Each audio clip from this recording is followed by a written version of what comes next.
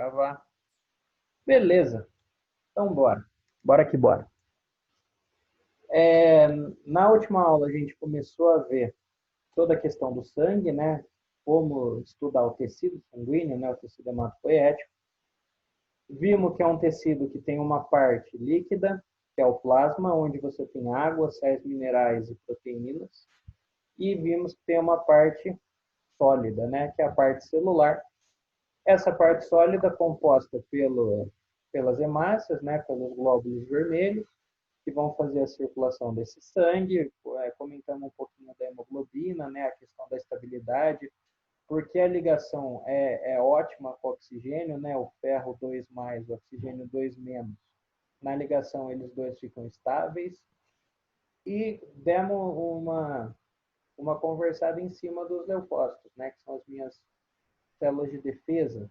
Eu tenho aqui 3 desses leucócitos, o neutrófilo, o eosinófilo e o monócito, que vão ser as minhas células fagocitárias, né, que vão lá e vão fagocitar as bactérias, os parasitas e tudo mais. Os linfócitos, que vão começar a produzir os meus anticorpos. Lembra, o anticorpo ele é aquela primeira coisa que é mandada para justamente tentar neutralizar. Né? Ele vai tentar neutralizar aquela bactéria, aquele vírus, impedir que a inflamação aumente, impedir que você tenha uma proliferação excessiva. Então, os anticorpos têm essa função produzidos pelo linfócito. Os basófilos na questão de alergias, né, no combate a elementos alérgicos. E aí a gente terminou aqui justamente para mostrar como que é a realidade das minhas células dos leucócitos, perdão. Então, no meio de um monte de hemácias, a gente tem essas células que são consideravelmente maiores, e aí, dependendo da disposição do núcleo, a gente volta aqui, né? Dependendo da disposição do núcleo, a gente volta aqui e consegue fazer a caracterização. E aí eu terminei até falando da questão dos pontinhos, né? Os agranulócitos, eles têm uma aparência muito mais lisa, enquanto que os granulócitos, esses pontinhos dão uma impressão de como se fosse uma célula um pouquinho mais suja. E isso fica muito claro aqui, né? Pega essa célula aqui de cima, que é um linfócito, compara com essa célula daqui de baixo, daqui de baixo não, daqui do lado, que é um eosinófilo. Ó, os pontinhos aqui no citoplasma que a gente não vê na célula, ou com essa célula daqui também, com esse glóbulo, o glóbulo branco de baixo, você percebe uma diferença ao olhar para as duas células. Uma diferença morfológica muito evidente. E outra coisa que chama atenção é o tamanho, né? O tamanho dessa célula em comparação com a hemácia é algo que deve ser considerado. Beleza. Então, a nossa defesa foi: professor, por que essas células precisam estar no sangue? Justamente para elas estarem circulando a todo momento. Por que não existe um órgão com as minhas células de defesa? Porque se eu desenvolvesse um órgão, um local específico do meu corpo, e começasse a armazenar nele células de defesa, imagina que eu tivesse uma lesão na parte oposta do corpo. Até a minha imunoglobulina chegar lá, mandar a informação, essa informação chegar nesse órgão, ativar os linfócitos, eles mandarem os anticorpos, o anticorpo chegar lá, fazer a neutralização, mandar o sinal para os monócitos, neutrófilos e eosinófilos, para aí eles irem em direção ao patógeno, ia demorar muito mais tempo. Então, as células de defesa têm que estar na minha circulação justamente para elas estarem passando pelo corpo o tempo inteiro. Então, machuquei, cortei aqui a ponta do meu dedo. Você pode ter certeza que na região da ponta do seu dedo vai ter células de defesa. Tá? Elas estão em todos os locais do corpo, porque precisa estar para a minha resposta imune ser mais otimizada. Faltou o último ponto, que foi a gente falar das plaquetinhas, ou dos trombócitos. A plaqueta que todo mundo pega no pé, né? Os médicos pegam no pé com relação à quantidade de plaquetas. Não pode ter pouca plaqueta, não pode ter muita plaqueta, sua plaqueta tem que estar num intervalo específico. e a gente já vai entender o porquê. Primeiro, o que é plaqueta? Plaqueta é resto. Plaqueta é um fragmento de célula. Como assim?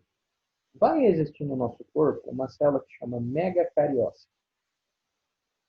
Sabe qual é a única função do megacariócito? Explodir. A única função do surgimento do megacariócito lá na minha medula e também no meu pulmão, o pessoal descobriu que existe, é o quê? Você vai ter esse tipo celular, esse tipo celular vai ganhando volume, ganhando volume, ganhando volume, até que um momento ele explode. Na hora que essa célula explode, os fragmentos dessa explosão viram as plaquetas do meu sangue. Tá? Então, plaqueta não é célula. Plaqueta não. Plaqueta é um fragmento celular. É um pedaço da célula proveniente daquele megacariócito. E aí, por que a quantidade da plaqueta precisa ser controlada? Precisa ser rigorosamente vista. A função da plaqueta é atuar na coagulação do sangue, junto com uma proteína do plasma, que eu comentei ontem e falei, gente, segura isso um pouquinho que a gente já vai falar sobre, que é o fibrinogênio. Então, lembra lá no plasma, eu coloquei água, coloquei sais minerais e coloquei proteína.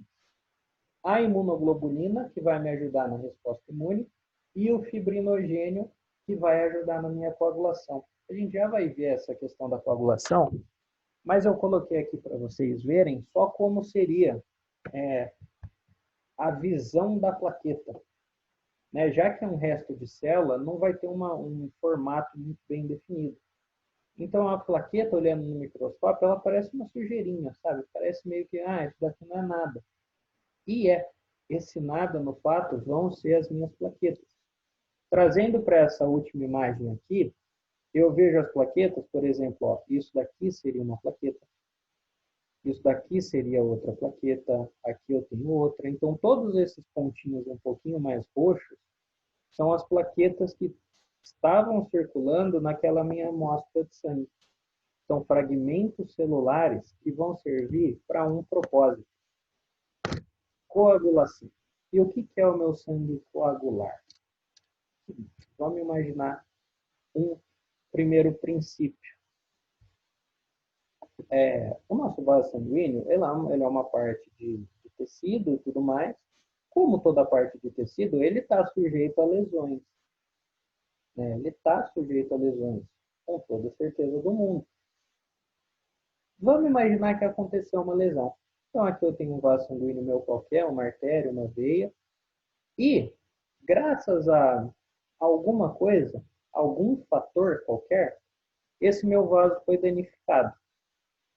Esse meu vaso sendo danificado, o que começa a acontecer? Bom, aqui tem sangue passando a todo momento, já que no meio do caminho tinha um buraco, uma parte desse sangue vai começar a ser perdido, né?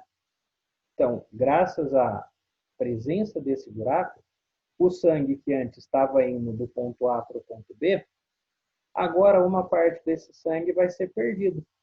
O que vai ter aqui? Vai ter um tecido. Tá? Pode ser, por exemplo, a pele ou pode ser um órgão qualquer, mas aqui é tecido, né? Aqui já não é mais vaso sanguíneo. Então, esse sangue vai começar a ser despejado.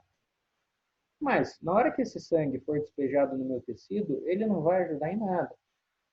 Tá? Senhor, o sangue, não é assim que funciona. Não é simplesmente jorrar sangue no tecido. Não é. Então, esse meu sangue, ele vai, entre aspas, ser perdido. E aí eu vou entrar num estágio de hemorragia. A gente tem uma tendência a tratar a hemorragia de um jeito um pouquinho diferente e entender a hemorragia como algo sendo um pouco mais sério. Então, tipo, a hemorragia é somente quando você perde uma quantidade considerável de sangue. Mas, na teoria, qualquer lesão de vaso sanguíneo e qualquer perda de sangue já promove uma hemorragia. Tá? Então, isso daqui nada mais é do que a hemorragia da pessoa. Então, beleza. Nesse meu buraquinho, eu vou começar a perder sangue. O meu corpo ele pode ficar de boa com isso? Meu corpo pode falar, não, demorou, o buraquinho é pequeno, estamos perdendo só um pouquinho de sangue, então não dá nada não, vamos deixar assim. Não pode. O que o meu corpo entende? Ele fala, bicho, eu preciso ir lá e consertar isso daqui.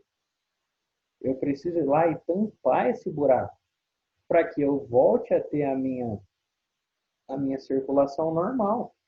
Porque esse sangue que eu estou perdendo para o nada, ele vai me fazer falta. Beleza. Essa resposta, esse meu reparo da lesão, vai ficar a cargo inicialmente das minhas plaquetas. Então vejam aqui, ó. Nesse meu vaso, o que eu tinha circulando? Eu tinha aqui as minhas hemácias, né? Minhas hemácias, células vermelhas. Olha aqui os meus leucócitos, né? Os meus glóbulos brancos. E as minhas plaquetas são isso daqui, tá? Esses elementozinhos daqui. Beleza. No momento que tem uma lesão, o que o seu corpo entende? Ele fala, vou tratar dessa lesão, vou fechar o buraco do vaso. Só que, até fechar o buraco do vaso, as plaquetas elas recebem uma ordem. E depois de receber essa ordem, o que vai acontecer? Todas as plaquetas que passarem pela região da lesão, elas vão em direção ao buraco. Elas vão em direção à lesão. E aí elas vão se acumular desse jeito, ó. Elas vão ficar todas acumuladas bem na região onde eu tive a lesão do vaso. Bem na região onde o meu vaso foi danificado.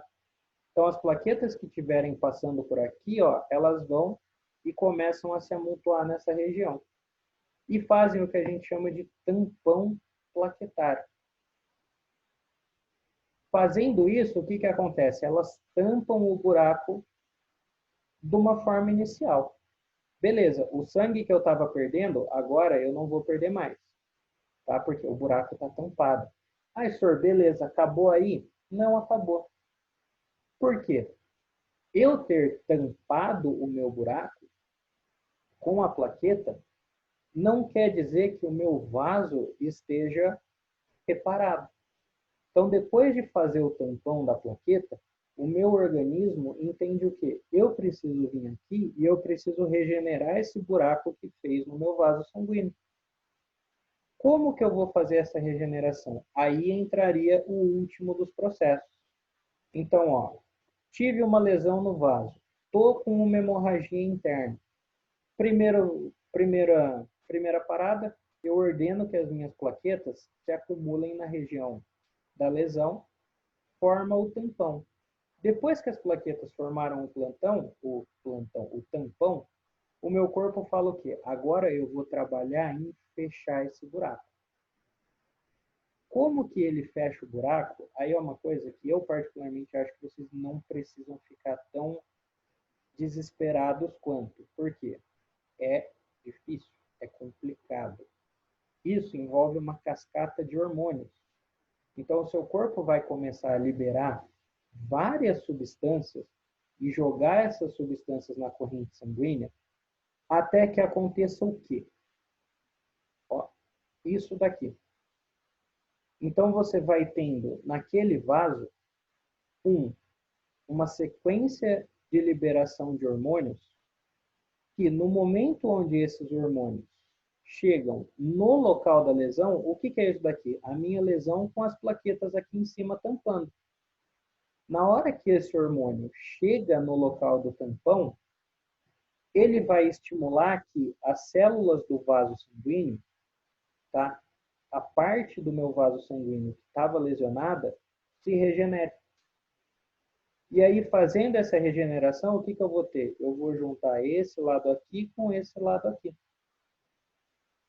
Juntando esse lado, o lado esquerdo com o lado direito, eu reparo aquele buraco do meu vaso sanguíneo. Agora que eu reparei o buraco do meu vaso, eu preciso da plaqueta aqui? Não. Então, esse tampão de plaquetas, ele vai ser destruído. Ah, professor, por que ele não fica? Por que eu não fico com o tampão? Porque não seria interessante. Enquanto o tampão está aqui, você não está mais perdendo sangue para o tecido. Mas também, ó, o tampão ele vai ocupar uma parte do vaso. Então, a sua circulação, enquanto você está com o tampão de plaquetas, ela ainda não está 100%. Porque ó, vai ter um obstáculo. Então, o sangue que está vindo aqui na parte de baixo, ele vai ter que contornar o meu tampão para conseguir seguir o caminho dele. Por isso que o meu corpo não se contenta só em fazer o tampão de plaquetas. Porque se ele fizesse, eu ia perder um volume de sangue. Eu ia perder um volume de sangue que seria o volume do meu tampão de plaqueta. Depois que eu fiz toda a minha cascata de hormônio, liberei todos os fatores. E aí que entra o motivo de eu falar que vocês não precisam se preocupar tanto com isso. Ó, os fatores, gente, vão do 5 ao 13. São 8 fatores. São 8 hormônios. Aí uma coisa que desencadeia outra, que desencadeia outra, que vai desencadear outra. Então isso, hoje em dia, vocês não precisam saber nesse momento. Para a prova de vestibular, ele não vai te perguntar qual que é o fator 9 da coagulação sanguínea. Tá? Não vai perguntar nada disso. O que vocês têm que saber é o seguinte, depois que eu formei o tampão, o meu organismo vai começar a liberar várias substâncias que quando essas substâncias chegarem no local do meu tampão, elas vão fazer o quê? Elas vão fazer a regeneração do vaso sanguíneo. E aí, depois que eu regenerei esse meu vaso sanguíneo, eu destruo esse tampão de plaquetas. Para quê? Para ele não ficar no caminho. Para ele não atrapalhar o sangue que está passando. Ponto final. Acabou a minha coagulação sanguínea. É isso. Tá? Isso é a minha cascata de coagulação. Eu tenho uma lesão, eu conserto essa lesão. Como? Primeiramente, eu cubro essa lesão com plaqueta. Depois que eu cobrir essa lesão com plaqueta, o meu organismo vai lá e costura o vasinho. Tampa o buraquinho no próprio vaso sanguíneo e aí eu mando a plaqueta embora. Ela fez o propósito dela. E por que plaqueta? Justamente para eu não perder nenhuma célula. Se existisse uma célula do meu sangue responsável por fazer tudo isso, eu ia ter que ter todo um trabalho a mais para manter esse tipo celular ativo. Eu ia ter que ter todo um trabalho de uma célula é algo consideravelmente grande, então ela tomaria o lugar de hemácias de glóbulos brancos. A plaqueta não é nada disso. A plaqueta não custa nada para o organismo. Depois que você explode a célula, esses fragmentos não gastam energia, não fazem nada.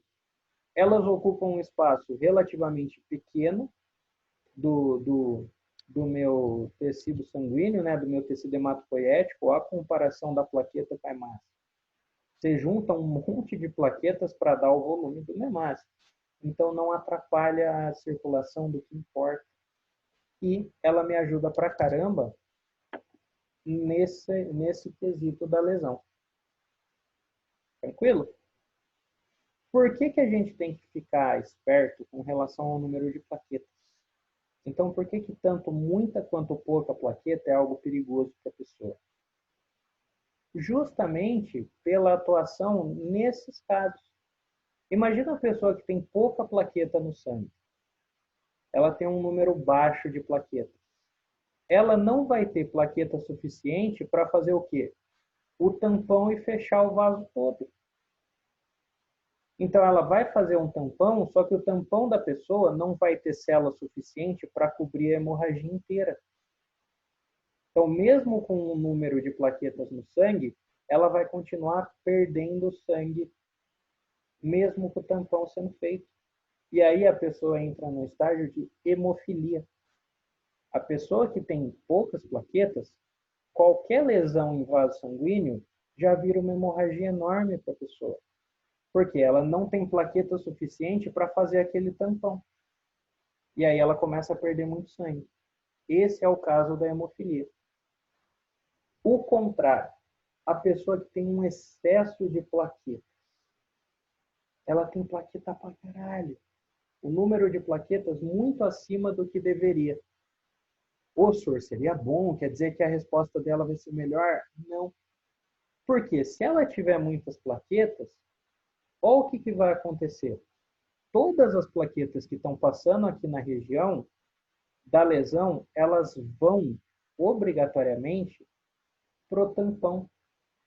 Então, se o cara tem um número de plaquetas excessivo, o que vai acontecer com esse tampão? Ele vai ficar cada vez maior. Por quê? Nunca você vai receber uma instrução de tipo, deu plaqueta, não precisa mais de plaqueta, já está cheio. Não. A plaqueta ela só vai parar de formar o tampão no momento que o vaso for regenerado. Aí você tem a liberação do último hormônio e essas plaquetas são destruídas e dissolvidas. Enquanto esse vaso não for regenerado, todas as plaquetas que passarem por aqui, elas vão se amontoar. Se a pessoa tem muita plaqueta, o que acontece com esse montinho dela? Vai ficar de um tamanho muito maior. E aí vai ficar de um tamanho muito maior e muito maior. Até que chega um momento que o tampão plaquetário da pessoa obstrui o vaso inteiro.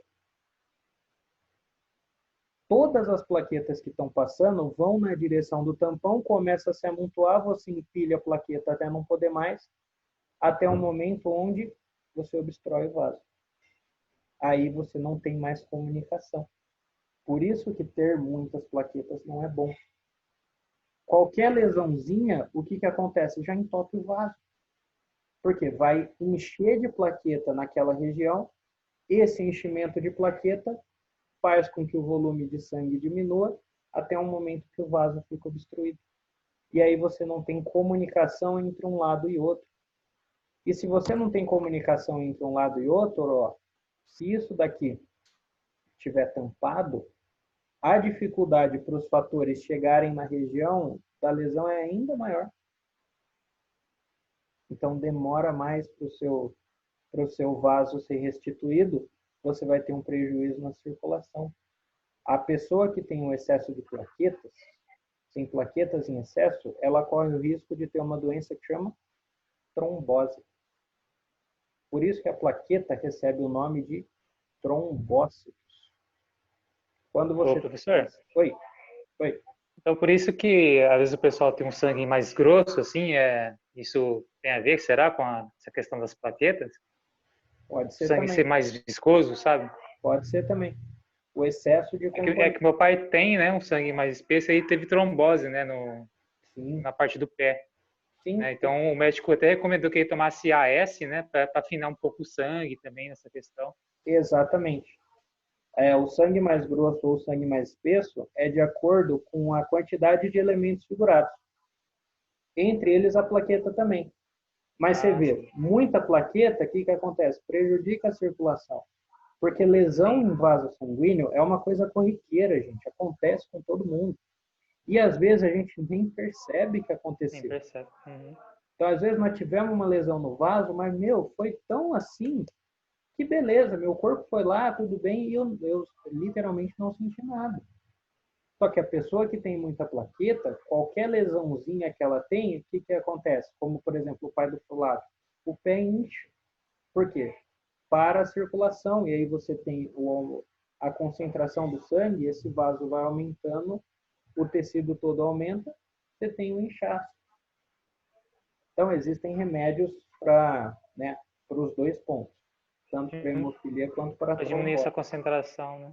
Sim, Uhum. você ou aumenta a concentração de plaquetas, ou você diminui a concentração de plaquetas. Por isso que precisa estar naquele intervalo. E é por isso que quando você leva o exame para o médico, um dos pontos mais olhados é a questão da plaqueta. Não pode estar alta, não pode estar baixa. Porque vai te gerar um problema em ambos os casos. Tá? A gente precisa tomar muito cuidado com a quantidade de plaquetas que nós temos. Tranquilo? Era isso que ficou faltando. Era esse ponto que ficou faltando a gente falar hoje e falar ontem, né? Ficou faltando a gente conversar. Poderia falar também uma questão da leucemia, né? A leucemia é uma questão importante, também levando em conta o sangue. Por quê? Porque leucemia nada mais é do que o câncer do sangue. É literalmente o câncer do meu tecido sanguíneo. Então vamos lembrar o que é o câncer? Câncer é uma proliferação desenfreada das células. Beleza. Quando eu tenho uma proliferação desenfreada das células do meu tecido sanguíneo, a pessoa entra num estado de leucemia. Ah, professor, mas se ela tem mais célula no tecido sanguíneo, isso não é bom? Lembra, em excesso não. Como você vai ter uma proliferação desenfreada de hemácias e de outros elementos, vai chegar um momento onde você está produzindo tantas hemácias tão rápido que as suas hemácias apresentam defeito. Você está produzindo tanto leucócito tão rápido que seus leucócitos apresentam defeito. E aí você entra num quadro de leucemia. Quando as suas células sanguíneas se multiplicam desenfreadamente, você tem leucemia. E aí, muito comum, a pessoa que tem leucemia, ela, lógico, você tem um tratamento para leucemia, é o quê? Transplante de medula óssea. Faz o transporte da medula. Por quê? Lembra quem é produzido na medula? Hemácia. Então, a medula da pessoa com leucemia está produzindo tanta hemácia que essas hemácias estão começando a sair defeituosas. O médico vai lá, coloca uma agulhazinha ou na região da espinha da pessoa ou na região do joelho, porque são os dois locais mais estratégicos, retira um pouco da medula óssea da pessoa saudável e injeta na pessoa que tem leucemia. Aí você, colocando uma medula óssea saudável, a produção das hemácias daquela pessoa volta ao normal. Só que tudo depende do grau, né? A leucemia ela precisa ser diagnosticada cedo. Uma pessoa que tem uma leucemia avançada e já há muito tempo, ela vai ter que dar, vamos dizer assim, sorte do transplante de medula óssea pegar. Beleza? E aí a gente pode também fazer o, o gancho com toda aquela questão dos tipos sanguíneos, né? Além de você ter uma medula óssea compatível, essa medula tem que produzir as mesmas hemácias do seu sangue, porque se você coloca uma medula óssea diferente, aquela nova medula vai produzir um sangue de outro tipo, na hora que esse sangue de outro tipo cair na sua corrente sanguínea, seus leucócitos vão cair matando em cima daquele sangue diferente. Então, tudo isso a gente tem que pensar. Aqui no colégio, o que acontece? No colégio, no curso, a gente vê as coisas como se fosse cada uma na sua caixinha. Então, ó, essa é a caixinha do sistema BO, da genética, essa é a caixinha da fisiologia, essa é a caixinha de não sei o quê. Mas a gente precisa perder um pouco isso. Perder um pouco esse negócio da caixinha e ver que, mano, tá tudo conectado. Uma coisa vai levar a outra. Aquele sistema BO que a gente viu, que a gente achou que era só da genética, e as IA, IA, IB, IB, IA, IB, aqui faz toda a diferença, porque a minha medula tem que produzir o mesmo IA e B, senão ferrou tudo. Ferrou tudo por quê? Porque senão esse pessoal aqui vai arrebentar aquela. Beleza? Então temos aí a leucemia também, o câncer do meu sistema sanguíneo, do meu tecido hematopoético. Vamos pegar aqui alguns exercícios da apostila. Deixa eu então colocar para compartilhar aqui a outra coisa. Está aberto? Está aberto. Está aberto, está aberto. Vamos ver. Vamos pegar aqui algum exercíciozinho legal.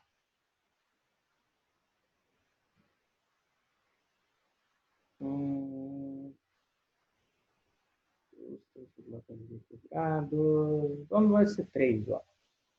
Agora, esses exercícios vão abranger tanto a aula de semana passada quanto agora. Vamos 3, ó. Esse 3 aqui da UFSCar, que no meu tá página 4. Tá? Então, a aula de sistema circulatório, exercício 3. Deixa eu só tomar aqui um guardado.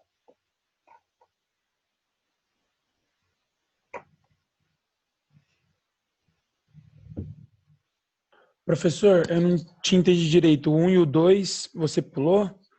Vamos só pegar alguns soltos para eu deixar alguns e vocês fazerem também. Ah, fechou. Beleza, então.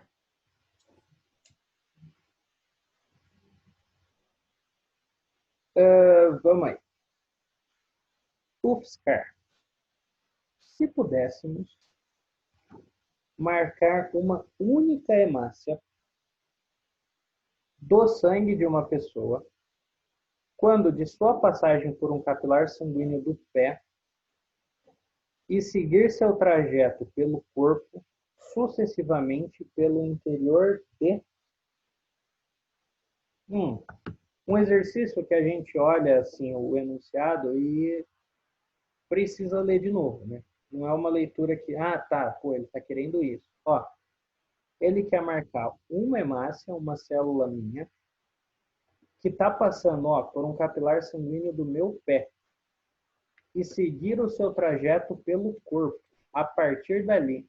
Então, esse sangue que está no meu pé, que caminho ele vai fazer? É basicamente isso que ele está me falando. Vamos lá. Ele vai passar pelo interior de, respectivamente, artérias, veias, coração, artérias, pulmão, veias e capilares. Então, ó, o sangue que está no pé, pezinho, ele está no meu corpo, não está? Então, peraí. Se ele está no corpo, ele precisa ir para o coração. Se ele precisa ir para o coração, ele só chega no coração através de quê? Veias. Então, o primeiro vaso que ele vai estar é um vaso venoso. Então, a gente já pode cancelar as alternativas que começam com artérias. Nada a ver. Beleza. Veias. Tranquilo. Então, ele vai para o meu coração através de uma veia. Depois que ele chega no coração, olha só. O sangue que estava no meu corpo e chegou no coração. Se ele estava no meu corpo, ele vai chegar no meu coração com o quê? Com oxigênio ou com gás carbônico?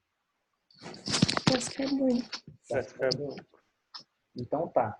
Depois da veia, ele precisa obrigatoriamente passar pelo meu coração.